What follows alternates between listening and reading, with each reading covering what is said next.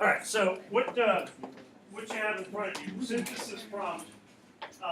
This one was never actually utilized on AP exam. This was like a sample one that was given out when the synthesis question was a new thing. So I can't tell you like average scores or anything like that with it, but it's still one that College Board produced to kind of go out. It's an interesting one that would certainly work. And with just having election, midterm elections, yesterday, certainly some relevancy that would go on. A couple of quick little reminders. This would be more AP exam than what you're going to do next week. Remember, you do get those 15 minutes of like kind of prep reading time to look over the sources before you actually have to start working on the essay. And they gave you the 15 minutes when the synthesis question started so that you can look over the sources, but by no means are you stuck to only looking at the synthesis question. So if it takes you 10 minutes to look at all the synthesis sources, and you have 5 minutes left to take a look at the rhetorical analysis and the argument question, by all means you can go ahead and take a look at those things and hopefully feel a little bit better prepared. But you have the 15 minutes you can write in the booklet, but nothing can go in the writing booklet where the actual essays would start. Then you have your 40 minutes to work on the essay. You can go above 40 minutes. So if you know you can get your DRQ done in 33 minutes, you could take those 7 minutes added to this time and have 47 minutes to work on the essay. So your total is 120 minutes. How you divvy that up over the 3 essays, over the 3 prompts is entirely up to you. So just remember, they're not going to be yelling at you that you have to move on to question number 2, question number 3 at that point. The way your synthesis essay is set up, keep in mind the opening part is a little bit more of context, just to kind of get you thinking about the issue. Then you have the actual prompt.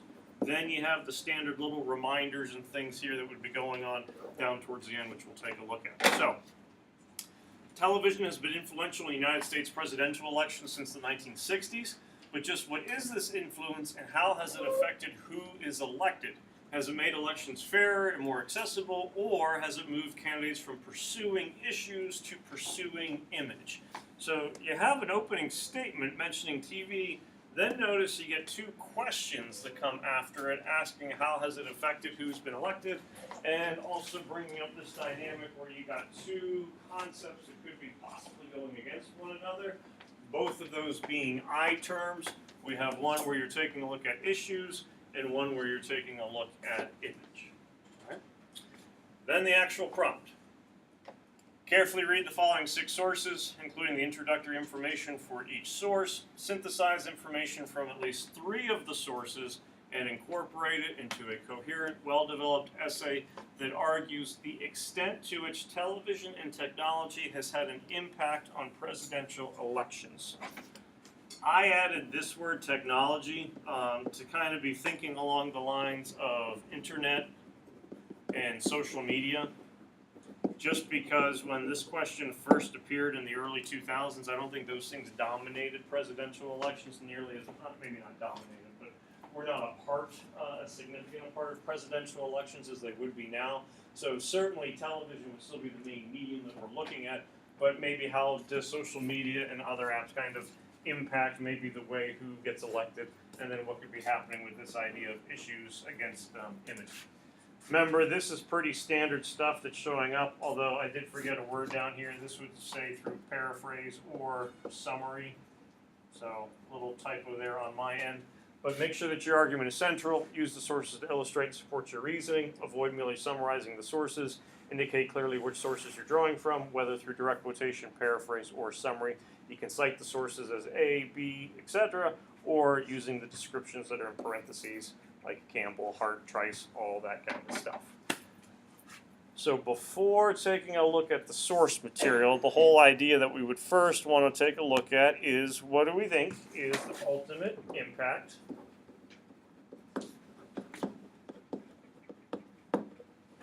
of television?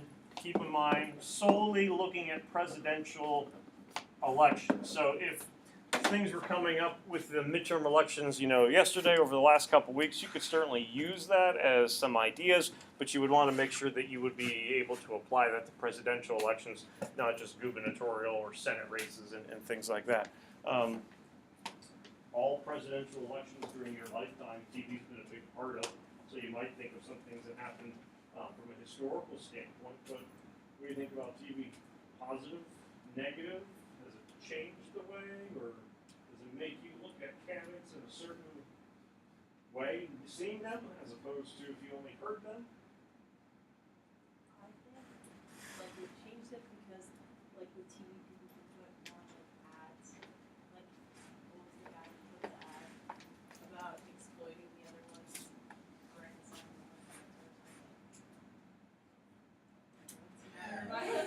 Like with the elections that were just happening now. No, I want to say, I forget the details. I think it was something with Casey and Barletta. Yeah. Because for U.S. Senate, because I think Casey did like an apology because they did a debate then, and I think he started off with an apology for the way that the commercial could have come across or something. I don't remember the specifics of it.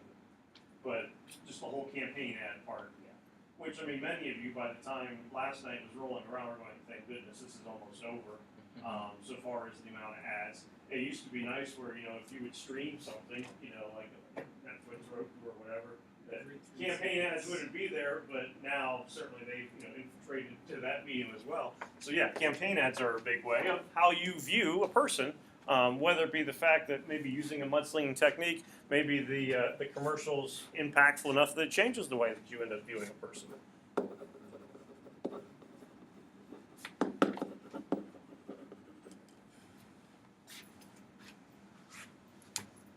It doesn't ask to say TV good or bad. Do you ultimately think the TV ads help?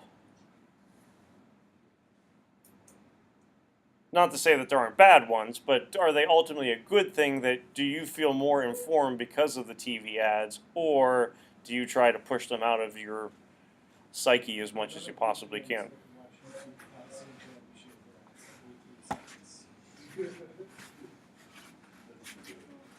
There'll always be someone else's ads who will take the spot. But yeah, hey, and in a tightly contested race, I mean, literally it was like a 50%, like a 50.2 to a 49.8.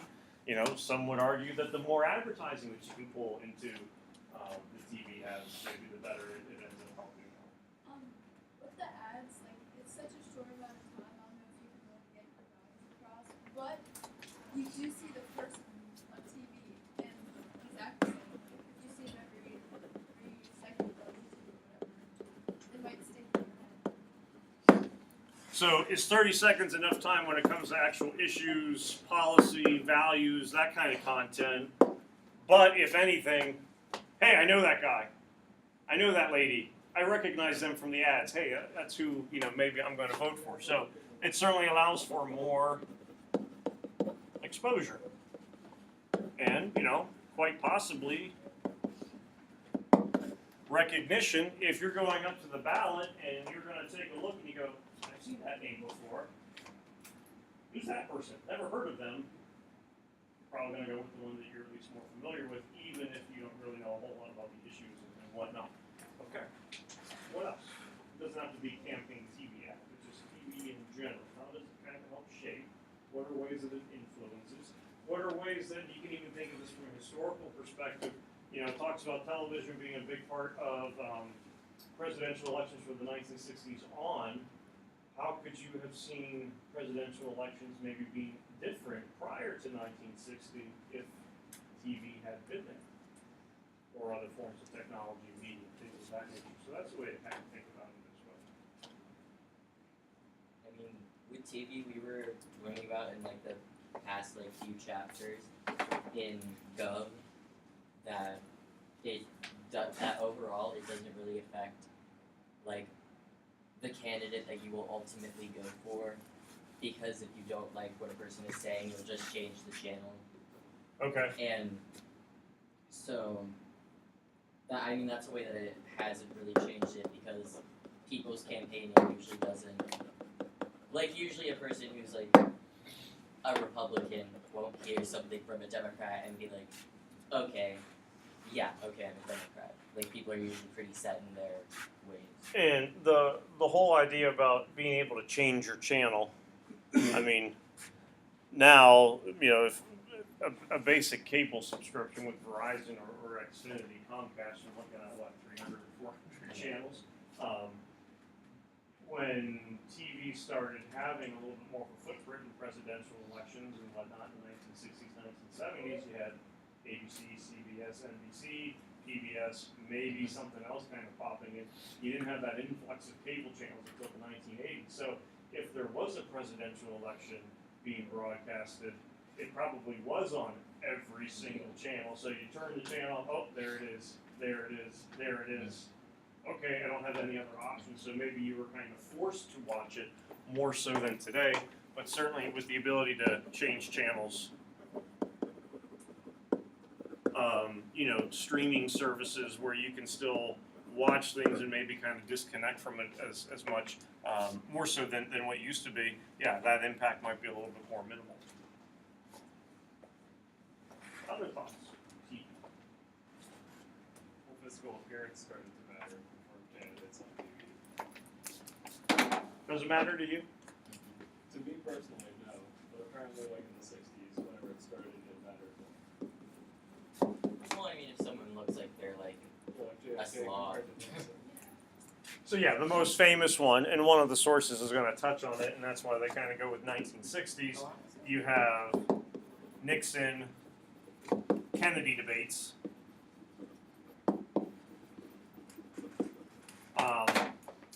And some of you might have seen some footage from the Kennedy-Nixon debate, or combine the names of the Kennedy. TV 1960s, color scheme, black and white.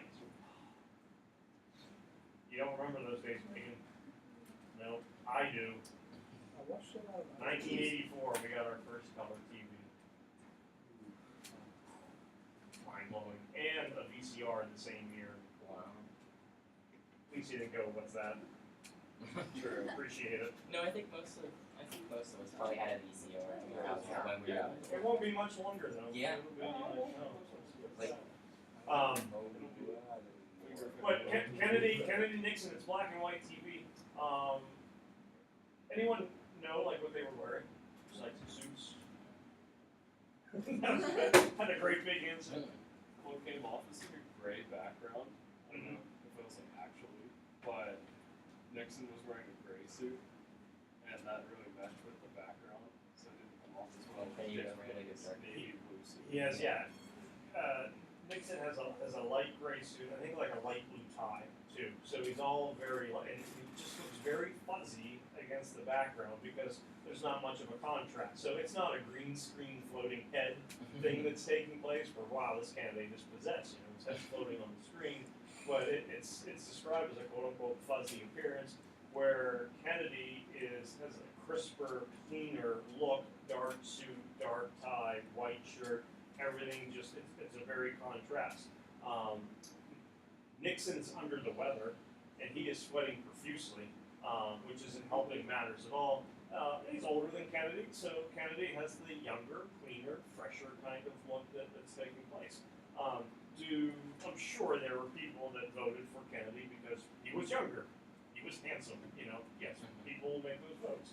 I don't think people go, I'm going to vote for the ugly guy, Nixon gets my vote. But subconsciously, yeah, I think that image does certainly kind of play a part. And you'll always hear the things, those who watch the debate feel that Kennedy performed better. Those who listen to the debate think that Nixon performed better, or at the very least it was close.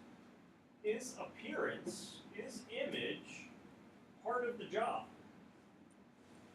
And I'm not trying to lead you to yes or, you know, to yes, you have to agree with it or no, but you know, for president, is an image an important part? Zach, you started to nod your head yes.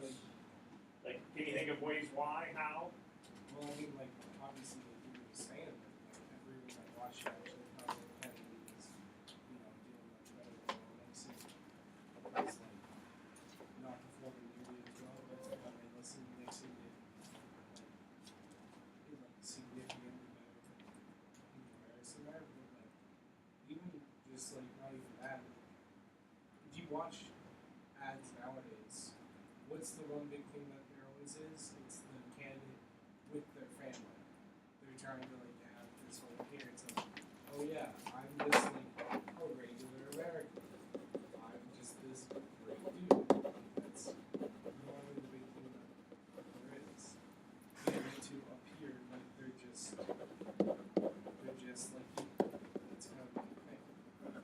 to like appear normal, so to speak, and talked about all the Jeremy Schaefer ads. Most of the ads, you saw him, his wife, how many Jeremy kids there were. Schaefer's There were a good number of them. So many. So yeah, so you have more of that American family kind of value idea that would start to take place. And not is an image is important when it comes to an election. Once the president is elected, like once you have this person is going to be in office, I think most people probably want a certain image to come across.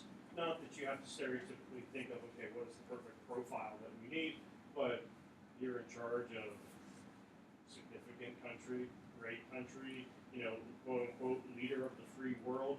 You need to have a certain visual that's going to go along with that to kind of communicate power. Does, and I'm not being critical at all here, but popular aim from the last election. What comes to mind when you think of Bernie Sanders? Feel the burn. That one time a bird A flew down U onto N his D finger. R S, right? Free college. Visually, what do you think of? I don't know, man. My grandma. The one time that a bird flew down onto his podium whenever he was doing Oh the- yeah. he was giving some type of He's speech. just a wholesome Too old? dude. No. He's a wholesome dude. Never too old. Oh no, it's like a cute Oh That- yeah. That's First period said he's like a cute old puppy dog. Aw. No, he had fiery spirit. He's He's He just running got again. reelected. Yeah, and he's running again for president. Oh yeah, good. Let's see if he actually About Joe Biden. Oh Joe. The selfie of him and Obama. He's also See, Oh, now- you know those Joe Biden.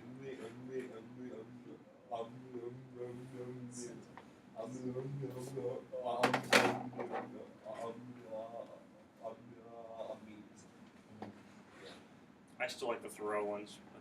Oh well. You can get a Joe But Biden Joe Biden's a lot more like Certain, refined. and obviously, I don't expect everyone's going to have the same reaction to things. I threw up Bernie Sanders' first period just to kind of get at a reaction because they're talking about there is an image that you want presidents to portray. So does Sanders portray that image? Most of the first period went, not really. Cute, adorable, but complaint was he's too old. Yeah. Threw up Joe Biden's He's name. 70. And it was a pretty, now that's a guy who has got it all together. Always looks crisp, clean, he smiles, his forehead doesn't move. But he's only That's like 3 important years to some younger. people. Well, and I said, what's the age difference? And they're going, oh, Sanders is like 80, Biden's 60.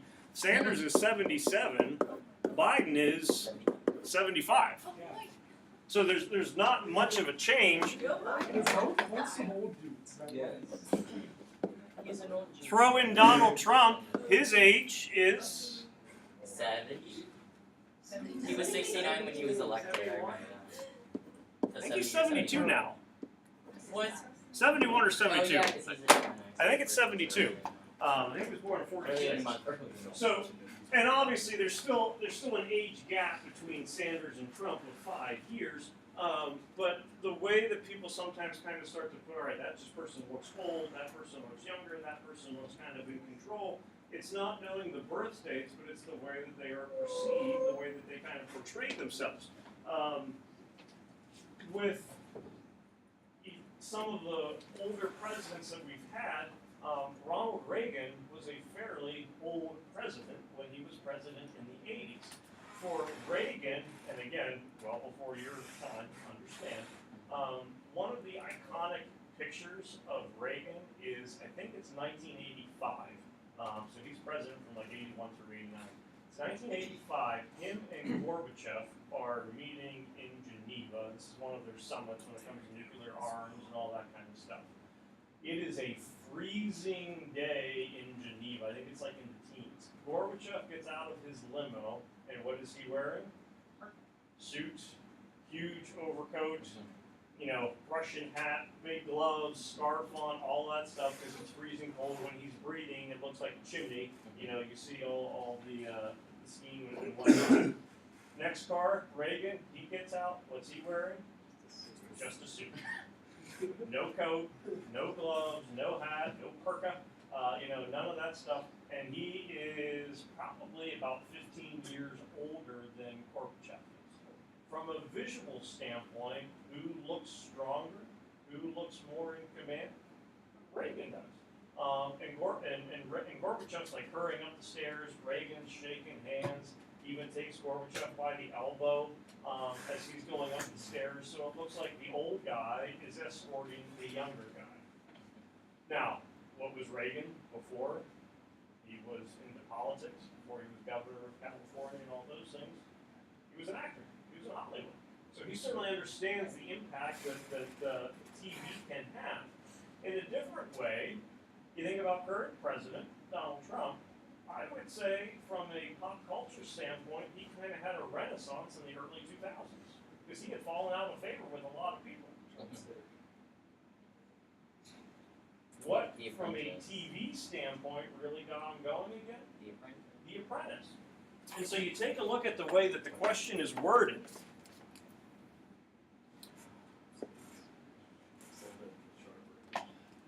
Argues the extent to which television and technology, social media, has had an impact on United States presidential elections. No, The Apprentice wasn't running new episodes during the election, but does his awareness of TV, of how he portrays himself, play a big part in success with the election? I would think so.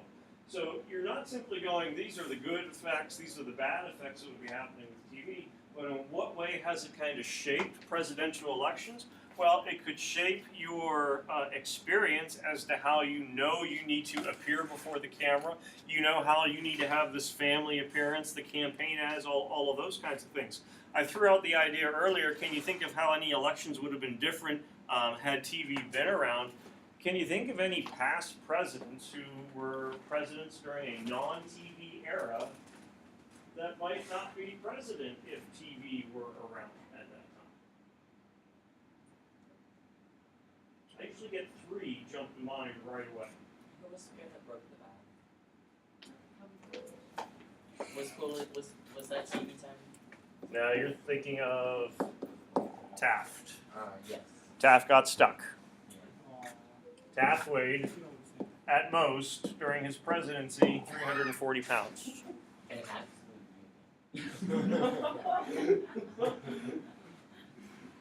He is the heaviest president we've ever had.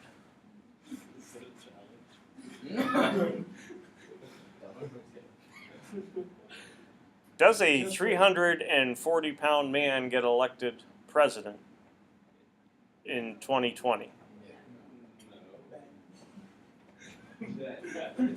Why are you questioning? You're like, no. just wait till- And, you contrast the idea that I mentioned to you of Reagan fighting the elements, trying to look as strong as possible, to breaking a bathtub, being stuck in a bathtub. In a global communications, social media setting, Chandler's talking about memes. Can you imagine the memes that would be existing if your president got stuck in a bathtub, in 2018? It would be a laughing stock of political world.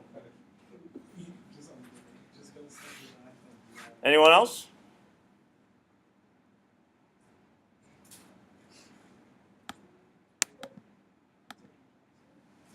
And there's certainly, not just the ones that I'm thinking of, but do you think anyone else who in the TV era doesn't get elected? Well, if we're bringing the media into it, like, Andrew Jackson, he was kind of like a bad dude outside of, I don't know, probably inside the office too. And certainly, social viewpoints are going to play a long way with that. Like, you could take Jackson, you could probably throw Jefferson into the mix, or any president who is a slave owner.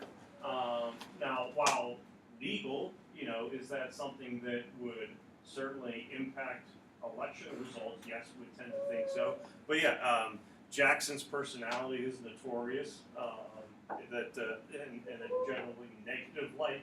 So you would think that the way media would be controlled, that assuming the White House doesn't have quite as tight a grip on controlling what news comes out, that more things would certainly be exposed about him. I'm thinking from a visual one, though, more so than that one, but your point's well taken, for sure. I'm thinking 1930s / 40s. He had, FDR. and people had to hold him up so he looked like he was wrong. Does a man in a wheelchair get elected president for a third term, for a fourth term? Again, we don't know. Especially not that. We don't know absolute answer to that. And yeah, when this is obviously before we have polio vaccine, where polio is literally wreaking havoc upon the population. Yeah, are people going to elect a man that physically needs like aids to lift him up to speak at a podium with leg braces on, so that he's able to kind of support himself? Especially at a time when Great Depression, we need quote unquote strength to lift us out of the depression. Then what's the next issue that we have to deal with? World War II. We need a strong leader who's going to take on the Third Reich as well as Japan and whatnot. Is the man in the wheelchair the person who folks are going to be able to rally behind? I don't know, but I think it would certainly be in doubt if folks were more aware, we're going to kind of see the pictures. And again, if you're going with just straight looks, I don't know if Lincoln gets elected. Yeah. And I mean, is it a shallow conversation to go, he's not going to get elected because he's too ugly or too awkward looking? Yeah, in some ways it is. But it's not ultimately deciding what matters more. But if you go that image is an important part of what makes a president successful, then there would have to be serious doubt about those folks. So a way to think about a question is not only, okay, what are examples of how TV has had an impact, positive or negative, but what would be examples where TV didn't have the opportunity to have an impact, but if it did, we think it could be very different. So as you kind of start to segue over to your prompt that you're going to be taking a look at about, protests and civil disobedience and social progress and whatnot, not only think about instances where, social protests did make a difference and maybe it did cause some progress, but you could also take a look, well, were there examples in history when maybe something should have been done that wasn't done, and that stunted a civilization from being able to progress, to mature, and do appropriate things. So it's not only just finding examples of things that did happen, but what would be things that could have happened or may have happened or turned out differently if more circumstances were out there for it. Again, notice the way that this prompt is worded. It's not saying ultimately, has TV been a good thing? Ultimately, has it been a bad thing? But how has it impacted the way in which we go about presidential elections? Tomorrow, we're going to take a look at the sources. You're not responsible for reading them for tomorrow. You're working on